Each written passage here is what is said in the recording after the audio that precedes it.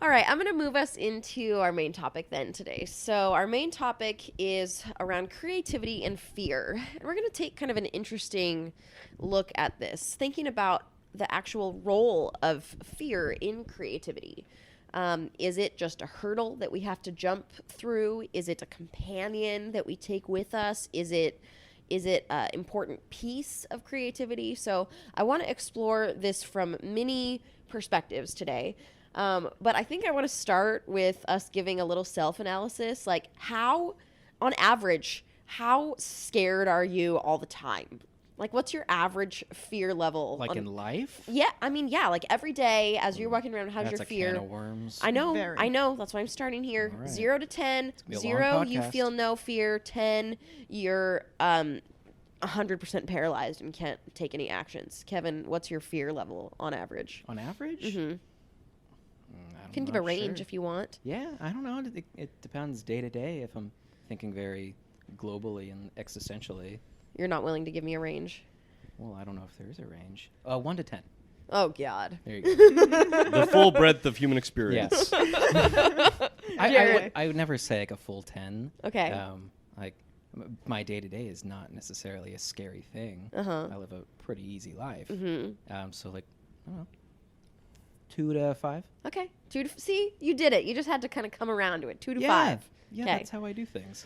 Jared, what's your fear scale on average? I'd say average day for my whole life has been like a 2. Oh, wow. But, on audition days, 9, callback same. And then, nowadays, now that I have a child, it hovers between like 3 to 7 or 8 when he is about to do something dangerous, like, almost fall off the bed or pull something down on top of him. You should see the way Jared responds to that kind of thing. I've seen him hear a crash out in another room and leap over a couch and be in the room in like before I've even looked to see what the sound was. It's quite amazing. Quite amazing. Someone could have been hurt. So it's coming to help. I don't know. Okay, dad Krista, power what's right your there. range? I would say on average like a 7, but it's like dull. It's in the background. It's like 'Kay. so. It's A like dull so 7 constant. on average? Yeah, exactly. Uh-huh. I actually feel fair. 5 to 8 is probably where I live most of the time. 5 is really low for me, honestly. I don't think that there's a day where I'm under 5 in my fear of it. So to look at your face, your top is my bottom on the fear scale Resting. every day. I'm not sure what that says about me. I don't know either. It's probably because Should I be more afraid? Are you just really? Do you just feel calm going about your whole day? Usually. Wow. Or at least I try to, or at least I force myself to.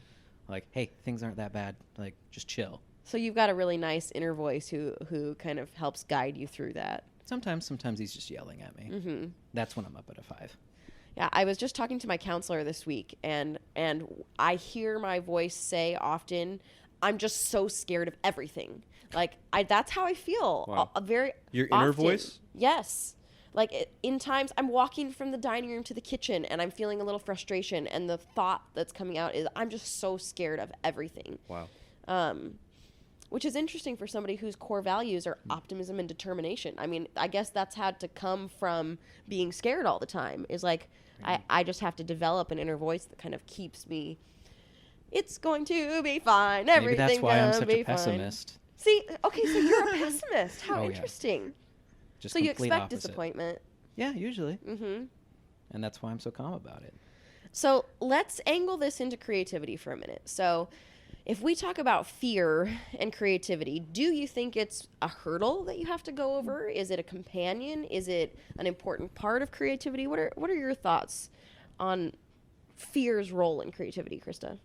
I think it can definitely expand into a hurdle when it is like, kind of all-consuming. It's blocking you. You're afraid of what you'll create. You're afraid of it not turning out right. You're afraid of, I don't know, maybe whatever comes out. You don't want to see it. And I feel like that can definitely be a hurdle.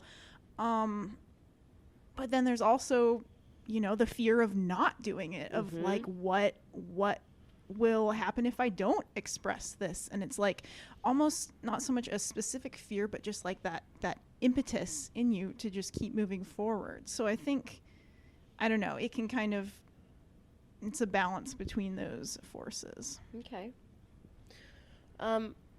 Do you have a thought on that, Kevin? Is it something that you have to hurdle over in your creativity when you're starting a new project and you're looking at what you have to do? What role is fear playing during that process? I mean, fear will give, at the beginning it will give me energy, honestly, because I'm afraid of doing a bad job. Okay. Because no matter what type of design I'm working on, I want it to be good, and I'm afraid that it's going to be bad.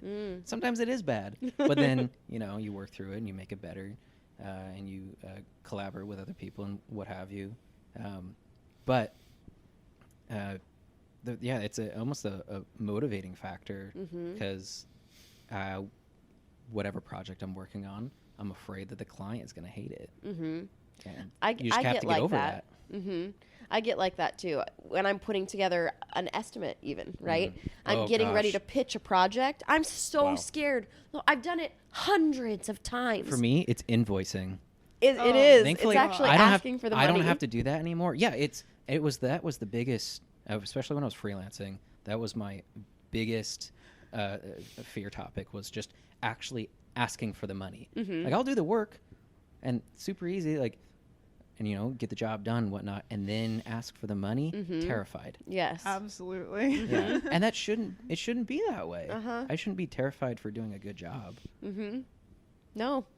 And here's what it's going to cost. It's scary. Yeah. And that's why I'm glad there's a Derek here. 'Cause he does to do it for you. He does all the invoicing. Yes. It's interesting thinking of fear as an initial motivator.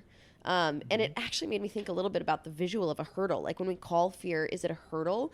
Like, okay, a hurdle is something that you just have to get past. But in order to get past it, you actually have to jump, right? Like, there's this huge energy output that has to come in order to jump over it. And that's important too, is it not? I mean, without that, you're just gonna mosey your way down the track. But with but sorry, Justin laughed at that visual. I like the visual. It's good. Thank you. Yeah. A hurdle can actually amplify the beginning of the speed and your strength. What do you think, Jared? Is it a hurdle? Is it a companion? What is it for you? Of course, it's both. And it's both in different situations. So it is a hurdle when in the fear, when you are worried that you're not going to have a good idea in the future. When you know that sometime between this second and some point in the future, you have to have come up with something that is genius, clever, funny, a good solution to the problem, and makes everybody happy. And there is a great deal of fear in both the time leading up to the moment that you actually have to start creating, and also finally being encountered by that blank page and saying, okay, now I have to make something out of nothing, and I have to actually pen to paper and do it. And the fear of an incoming deadline is often the companion that puts that pen to paper. Oh, yeah. And, the creative juices get flowing under the heat of the clock in a way that can only be experienced, I think, as I'm sure we can all attest to. And then, finally, I think that the fear of being mundane pushes you beyond the first idea that you have. Like, you write something down, and then the thought that, well, anybody could have made that, or, oh, that's probably been made before, makes you do the second take, look it over, reimagine it. How could you change it, make it bigger, more unique and distinct? Sometimes if I don't keep the momentum up from that, then, if there's some sort of break or pause when I was rolling on a good idea that I'm feeling confident in, and then I have a little break or pause, sometimes that fear comes back into play for me. I'm like, that really wasn't that good, was it? And I don't know, maybe I should not do that and do something else. And then I just don't actually do anything. And so that's kind of You're just crippled by fear at that point. Yeah, it's just like I can't move forward because I keep questioning the decisions that I've made. That's when you stop doing everything and watch Netflix. See, I don't That's my do solution. that very well. it's very great. hard for me to Just- slow down. Slow down, disconnect for a few moments, and then get back at it. It's very hard. All the boyfriends I've ever had were like, could we just like chill for a little while? I'm like, I don't know what to do. I got things to do. I'm at a 7. Please. So going back to the metaphor of hurdles, Uh-huh. and that fear is a hurdle, I don't necessarily see it that way. I almost see it more as like a monster chasing you down the Ooh. track. So instead of like jumping over a fear and then you're done with it, it's this constant fear behind you. And like, oh no, it's catching up to you. So you have to sprint away from it. And you only feel comfortable when you're, at the finish line, if there is one, or you're far enough away from whatever that monster is. That's a monster. Yeah. Yeah, fear is a monster. And you can abate the monster by making progress on the project or by distracting yourself and, engaging in some form of escapism. Yeah, Or could you exactly. illustrate it in a cute way, Krista? Could you make our fear monster adorable, Yes, and with then large eyes. and then we wouldn't be so scared of Large, it? terrifying, bloodshot eyes. No, make it scary cute. A combination of both. I can do this. New project for you. All right. The fear monster. The fear monster. It's so cute that you think it's designed to disarm you. Like always, before I do this, I call my mom and I'm like, Mom, here's the topic for next week. What are your thoughts? And she gave me a totally different perspective on this. Of course, she brought up another kind of horror movie, and she's like, you think about these horror movies; those use fear. It's a totally different way that you can take fear creatively, and and actually use it to touch your audience, to actually connect with your audience. To be a tool. To be a tool, exactly. And what it made me think of is people always talk about how love connects us all, but like really, Does it? I think it's fear. Fear is like this great connector. We all feel this level of fear almost every day. I mean, maybe not Kevin as much, walking around at a 2, but like, Not every day. okay. But fear is this It's great. slowly going up. Okay. As this goes on. It's this great connector. And if you can, the way she explained it is you've got to put it in a cage, though. She's like, you've got to take fear and put it in a cage, because once it's in a cage, you can look at it from many angles and analyze and observe what it's doing and use it to connect with people. Use the fear that you're feeling and understanding that this fear is something that's fairly universal. And how can you then harness that fear and put it into your project in a way that people resonate with? I'm like, get out of here, Mom. That is so... I never thought of fear as a connector, as the thing that people would resonate with. But we talk about in marketing how we're solving people's problems, right? How we're solving the issues that they're having with our projects. So fear is often at the center of the problems that they're having and that we're working on solving. Yeah, Should we just have Mom on the podcast now? probably. Have her zoom in from the hospital. Yes. She's not sick. She works at the hospital. Okay. Thank you for clarifying. She runs the ER. I was like, oh no. So what's worse? The fear of failure, the fear of success, the fear of quitting, the fear of being average? What's the worst fear from a creative standpoint? The fear of starting? Starting's kind of the easy part, because you just, although like a blank page is very daunting, but once you get in there, then it's fine. I would almost say the fear of being average, Yeah. like especially when you're like a younger creative, you want to be fantastic. You want to be almost internet famous for being Yes. good at whatever you're doing. And that slowly goes away as you get further into the job, as you get older. But yeah, I want to say like fear of being average. You want to be the best. Mm-hmm. Then you learn to not be. And just to be okay with being average. Yeah. Uh-huh. Mediocrity. Meteorockety. That's, I don't know. I agree. What do you think, Krista? What Should've is known better than try to use big words. what's the worst fear? Is it being average? Is it failing? Is it succeeding? What's the worst fear? Well, I don't know if it's the worst, but one that I think is really impactful is the fear of the unknown. And for me, that kind of is a way of using fear as an indicator.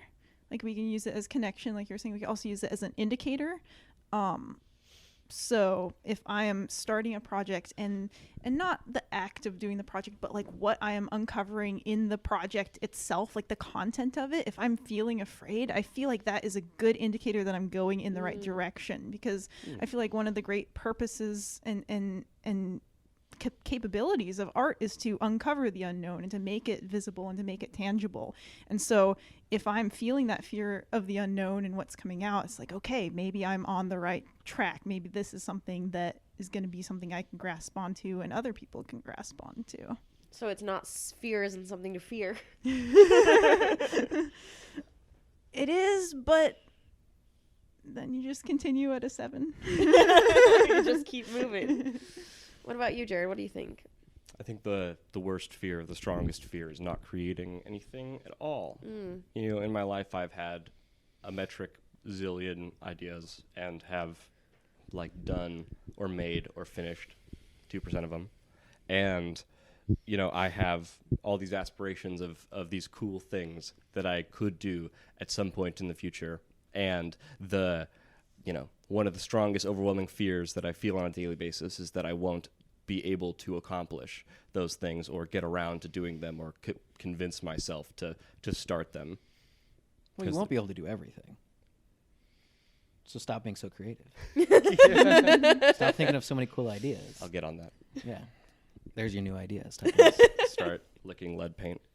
I don't know. no, don't I'm do not. that. I'm not happy with that option. Okay. I mean, I already seep enough paint in through my skin that I don't need to. Because you're a painter.